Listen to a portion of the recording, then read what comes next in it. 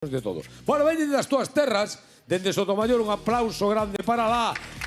E eu declárome o fan número 1. Eu as vin por primeira vez, iba a dicir medrar non porque son así da miña quinta e tal.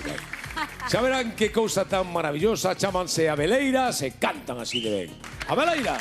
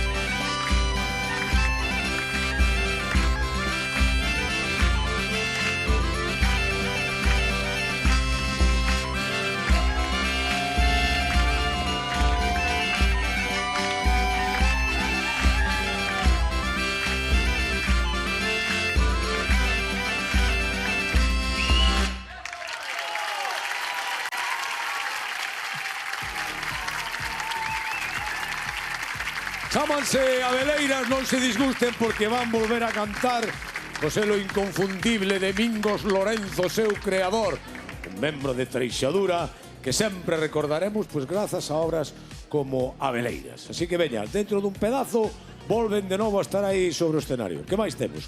17 minutos. 17.